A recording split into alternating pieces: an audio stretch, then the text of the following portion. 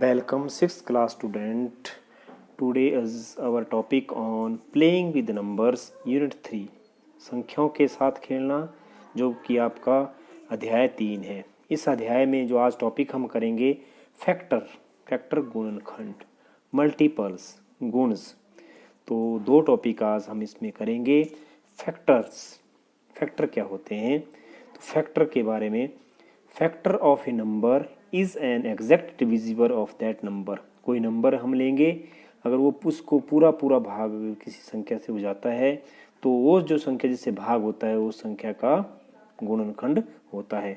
किसी संख्या का गुणनखंड उस संख्या का पूरा विभाजक होता है। अर्थात अगर किसी संख्या को, कोई संख्या हम लेंगे, जैसे हमने 24 लिया, उसको जिन संख्याओं से पूरा भाग हो जाता है वही संख्याएं क्या होंगी, उस संख्या के फैक्टर होंगे। कैसे? मैंने 24 ले रखा है, तो 24 को अगर हम 1 से भाग करें, तो 24 को अगर हम 1 से भाग करें तो हमें मालूम है कि 1 से 2 से जाएगा टेबल, फिर 4 से तो 4। इस प्रकार हमारे पास रिमाइंडर गया 0, अर्थात ये पूरा भाग हो गया। इस प्रकार अगर हम 24 को 2 से भाग करें तो 24 डिवाइड बाई 2, 2 1 ज़ा 2, 4 2 2 ज़ा 4। तो इस प्रकार हमारे पास फिर दोबारा रिमाइंडर 0 आ गया। फिर अगर हम 24 को 3 से भाग करें तो हमारे पास 24 को जब हम 3 से भाग करेंगे तो 3 8 24। फिर दोबारा हमारे पास रिमाइंडर 0। फिर 24 को अगर हम भाग करें 4 से, तो 24 को जब हम 4 से भाग करेंगे तो 4 छिके 24। फिर दोबारा हमारे पास रिमाइंडर 0 आ गया। इसी प्रकार अगर हम 24 को 6 से भाग करें, तो 24 को जब हम 6 से भाग करेंगे तो 6 चौके 24। फिर दोबारा हमारे पास रिमाइंडर इस प्रकार 0 आ गया। 24 को अगर हम 8 से भाग करें, तो 24 को जब हम 8 से भाग करेंगे तो 8 3 24। फिर दोबारा रिमाइंडर 0 आ गया। इसी प्रकार अगर हम 24 को 12 से भाग करें, तो 24 को जब हम 12 से भाग करेंगे तो 12 दूनी 24। फिर दोबारा हमारे पास रिमाइंडर 0 आ गया। और 24 को लास्ट में अगर हम 24 से 24 को भाग करें तो हमारे पास 24 को जब हम 24 से भाग करेंगे तो दोबारा 24 पूरा भाग हो जाता है। तो इस प्रकार जितने भी नंबर्स हैं, जो भी हम नंबर कंसीडर करेंगे, उसको अगर हम डिफरेंट रकम, भिन्न टर्म से या नंबर से हम डिवाइड करें और हमारे पास हर बार रिमाइंडर 0 आ जाए, अगर पूरा विभाजक पूरा भाग हो जाए, तो जो जितनी संख्याओं से भाग होता है वे सब संख्याएं उस संख्या के क्या होते हैं, फैक्टर होते हैं। तो इस प्रकार 24 जो है, 24 के जो फैक्टर्स होंगे वो कौन कौन होंगे? जिससे पहले हमने भाग किया 1, फिर हमने 2, फिर 3, फिर 4, फिर 6, फिर 8, फिर 8 के बाद 12, 12 के बाद 24। तो ये जिन संख्याओं से 24 को पूरा भाग हो गया, वे संख्याएं 1 2 3 4 6 8 12 और 24 जो है उस 24 के फैक्टर कहलाएंगे। तो इस प्रकार ये फैक्टर का जो परिभाषा है वो है कि किसी भी संख्या का गुणनखंड उस संख्या का पूरा विभाजक होता है। और इस प्रकार हमारे पास जो फैक्टर है उसके बारे में जो महत्वपूर्ण बातें हैं, जो फैक्ट हमारे पास इसमें है, वो कौन कौन से हैं? Every number is a factor of itself. जो भी प्रत्येक नंबर जो हम कंसीडर करेंगे वो अपने आप में अपना ही फैक्टर होता है। जैसे 5 का फैक्टर होगा, 5 को अगर हम 5 से भाग करें तो पूरा भाग हो जाता है। तो 5 को अगर हम 5 से भाग करें तो 5 एकम 5 और रिमाइंडर हमारे पास क्या आएगा, 0 आएगा। और कोई संख्या हम लें 24 को अगर हम 24 से डिवाइड करें तो हमारे पास दोबारा 24 को 24 से डिवाइड करें तो 24 1 जा 24 और इस प्रकार रिमाइंडर 0 आएगा।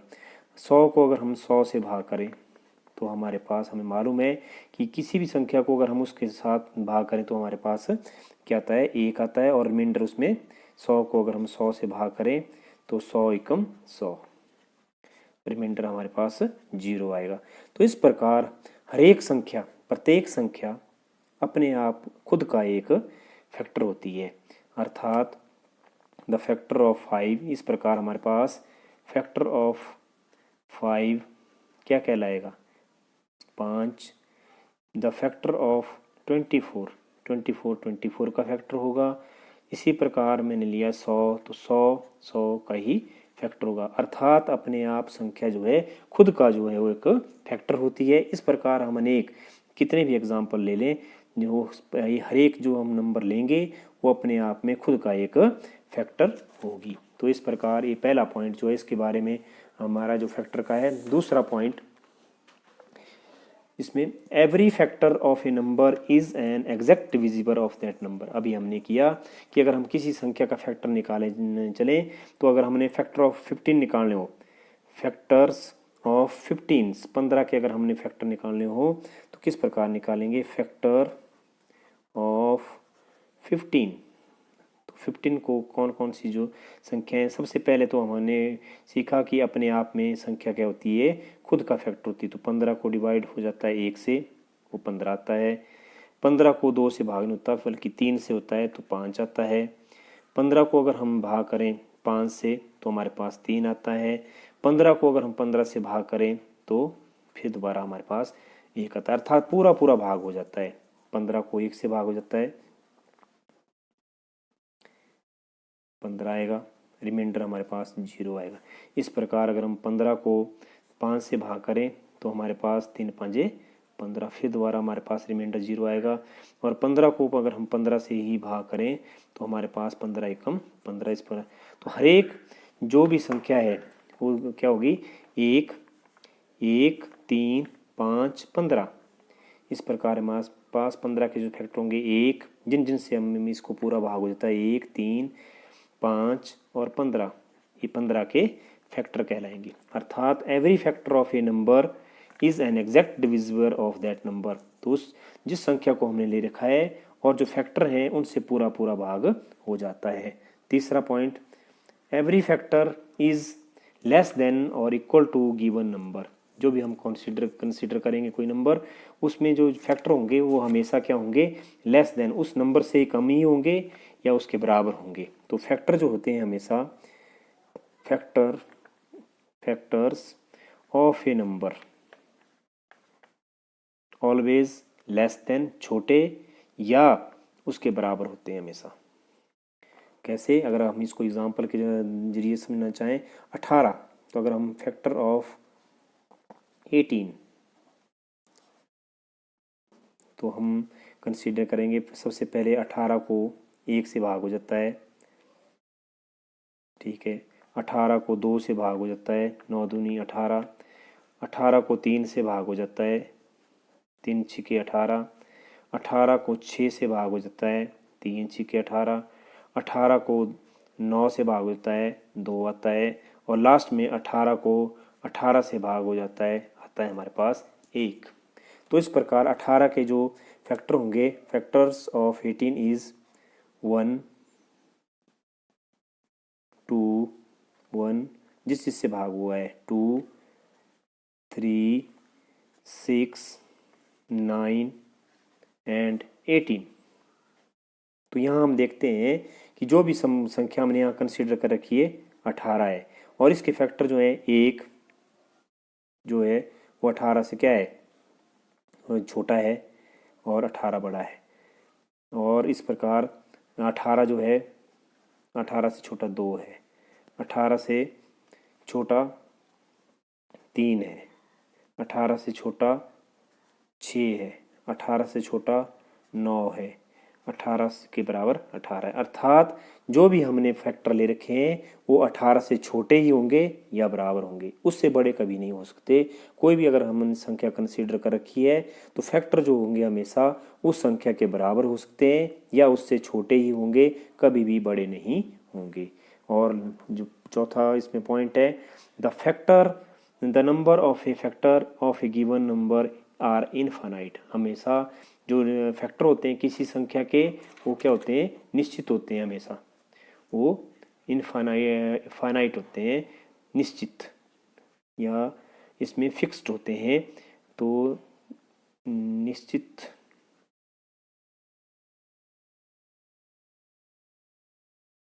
जिनको हम काउंट कर सकते हैं। जिस प्रकार हमने अभी ऊपर लिया 15 का एग्जाम में फैक्टर लिए, 18 के लिए, तो इसमें जितने भी फैक्टर होंगे वो फिक्स्ड होंगे, उससे ज़्यादा नहीं हो सकते। अर्थात अगर हम देखें यहाँ पे फैक्टर ऑफ 15, तो 15 के फैक्टर हमारे पास 1 3 5, 1 3 5 15। तो इसके प्रकार हमारे पास इस 15 के 4 फैक्टर हुए, 1 2 3 4। इस प्रकार फैक्टर ऑफ 18, 18 के फैक्टर हमारे पास 1 2 3 6 9 18। तो इस प्रकार हमारे पास कितने फैक्टर बने इसके, 1 2 3 4 5 6। इस प्रकार हमारे पास 6 फैक्टर बने। इस प्रकार हमने पीछे निकाले फैक्टर ऑफ 24, तो हमारे पास उसके फैक्टर आए थे 1 2 3 4 6 8, 8 के बाद 12, 12 के बाद 24। तो कितने टोटल नंबर ऑफ फैक्टर्स, 1 2 3 4 5 7 8। तो इस प्रकार हमारे पास इसके 8 फैक्टर। तो ये इनकी जो काउंटिंग है वो फाइनाइट है, गिनती जो है इसमें जो नंबर ऑफ फैक्टर्स हैं वो हमेशा फिक्स्ड होते हैं, मतलब निश्चित होते हैं, जितने होंगे उतने ही हो सकते हैं, उससे कम हो सकते हैं, मगर हम लिख सकते हैं उनको कम, मगर ज़्यादा नहीं कर सकते। अगर हम 4 हैं तो 4 से 3 हम ले सकते हैं, 2 ले सकते हैं, मगर 4 के बाद 15 के फैक्टर 5 नहीं हो सकते। इस प्रकार 18 के फैक्टर 6 से ज़्यादा नहीं हो सकते। इस प्रकार 24 के फैक्टर 8 से ज़्यादा नहीं होंगे। अर्थात the number of factor of a given number are finite, निश्चित होते हैं, फिक्स्ड होते हैं। और इस प्रकार ये हमारा फैक्टर था। दूसरा जो इसमें हमारा टॉपिक आज का है वो है मल्टीपल। मल्टीपल क्या होता है, मल्टीपल को बोलते हैं गुणज। गुणज क्या होता है, तो गुणज की परिभाषा जो है, a number is a multiple of each of its factor. कोई नंबर है हमारे पास, उसके जो मल्टीपल गुण जो होंगे, ईच ऑफ इट, जितने भी उसके मल्टीपल होंगे वो सबके क्या होंगे, फैक्टर होंगे। अर्थात अगर हम 20 लें, 20 हमारे पास नंबर है, उसमें नंबर 20 के जो हमें मालूम है क्या क्या हो सकते हैं, 4 5 20। तो इसमें 4 और 5 इसके क्या है, फैक्टर हैं। 4 इस 20 का क्या है, फैक्टर है, और 5 भी क्या है, फैक्टर है। तो इस प्रकार कोई नंबर, ये नंबर इज ए मल्टीपल, वो गुणा मल्टीपल ऑफ इट्स फैक्टर, जो हम इसके फैक्टर होंगे उसके मल्टीपल के बराबर होते हैं। तो इस प्रकार 20 के निकाले हम 50 के निकाल सकते हैं।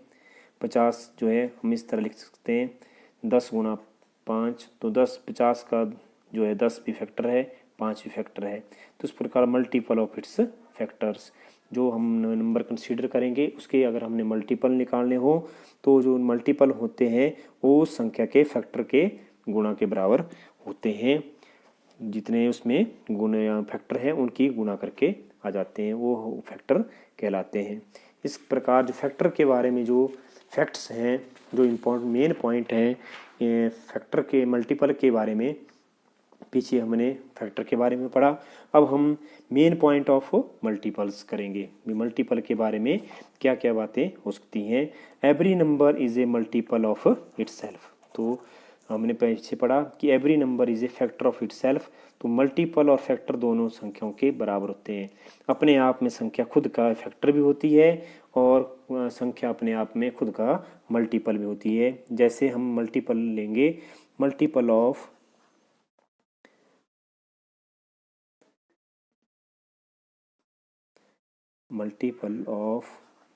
4, तो 4 के मल्टीपल अगर हमने निकालने हो तो 4 के 4 होंगे, फिर 8, फिर 12, फिर 16, फिर 20, 24, 28।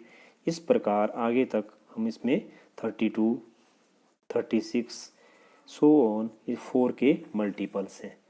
तो मल्टीपल क्या होता है, every number is a multiple of itself. तो मल्टीपल 4 का क्या होगा, 4 होगा। इस प्रकार मल्टीपल ऑफ 10, तो 10 का जो होगा वो 10, 20, 30, 40, फिर 50, फिर 60, 70, फिर 80, अर्थात उसका हम मल्टीप्लाई करते जाते हैं। 10 में 10 पहले 10 होगा, तो 10 जो अपने आप में 10 का ही, फिर इसमें उतने जितना हम मल्टीपल लेते हैं उसमें उतना ऐड करते हैं। 10 और 10 20, 20 में फिर हम 10 जोड़ देंगे, तो 10 plus 20 plus 10 is 30, 30 plus 10 is equal to 40, 40 plus 10 is equal to 50। इस प्रकार जो हमने मल्टीपल निकालने हों तो जो हमने संख्या कंसीडर कर रखी है उसको हम अगले वाले मल्टीपल में जोड़ते रहते हैं। जैसे 4 का है, 4 का 4, 4 में 4 जोड़ देंगे 8, 8 में 4 जोड़ देंगे 12, 12 में 4 जोड़ देंगे 16। तो इस प्रकार हमारे पास मल्टीपल निकलते हैं और प्रत्येक संख्या जो अपना मल्टीपल होती है। दूसरा जिसमें है multiple of a given number is greater than और equal to that number. Factor के उल्टा मल्टीपल जब भी हम निकालेंगे किसी संख्या का तो या तो उस संख्या के बराबर के होंगे या उससे ज़्यादा ही होंगे। जैसे 4 का अगर हम मल्टीपल निकालें तो 4 है, 3 नहीं है, 4 से ऊपर 4, 8, 12, 4 या उसके बराबर या उससे ज़्यादा है। तो इस प्रकार अगर हम मल्टीपल इसमें देखें, मल्टीपल ऑफ 5, तो 5 का टेबल इसमें हम टेबल भी रीड कर सकते हैं। टेबल नहीं करना हो तो 5 में जितना हमने कंसीडर करके है पहला इसका 5 हो जाएगा। 5 में 5 जोड़ेंगे 10, 10 plus 5 15, 15 plus 5 20, 20 plus 5 25, 25 plus 30, 30 plus 5 35, 35 plus 40। तो इस प्रकार आगे तक हम जितने भी इसमें निकाल सकते हैं, निकालना चाहें जितने मर्जी हम इसमें निकाल लें। तो हम देख रहे हैं कि यहाँ मल्टीपल ऑफ 5 के जो मल्टीपल हैं, 5 के जो मल्टीपल हैं वो कौन कौन है, 5 है, 10 है, 15 है, 20 है, 25 है, मगर 4 नहीं है। तो जो संख्या होगी उसके मल्टीपल या तो उसके बराबर होंगे या उससे ज़्यादा ही होंगे। जैसे 10 5 से ज़्यादा होता है, फिर 10 बड़ा होता है और